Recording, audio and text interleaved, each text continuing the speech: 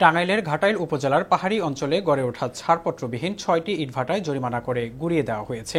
মঙ্গলবার ভ্রাম্যমাণ আদালতের নির্বাহী ম্যাজিস্ট্রেট, উপজেলা সহকারী কমিশনার সাবরিন আক্তার ও টাঙ্গাইল জেলা পরিবেশ অধিদপ্তরের উপপরিচালক মিয়া মাহমুদুল হক দিনব্যাপী এই অভিযান পরিচালনা করেন। পরিবেশ অধিদপ্তরের প্রেস রিলিজ থেকে জানা যায়, উপজেলায় ফসলি জমিতে প্রশাসনের ছাড়পত্রবিহীন অবৈধ উপায়ে ইটভাটা পরিচালনা করে আসছে। ৬টি ইটভাটাকে ২২ লাখ টাকা জরিমানা ও ইটভাটার কিলন ভেঙে কাঁচা ইট ধ্বংস করে ইটভাটার আগুন নিভিয়ে দেন ফায়ার সার্ভিসের কর্মীরা। এ সময় উপস্থিত ছিলেন উপজেলার নির্বাহী অফিসার শারমিন ইসলাম।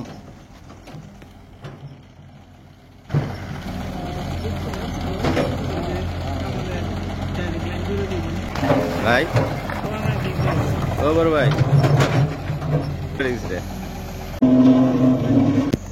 বিপদে দিতে মাংস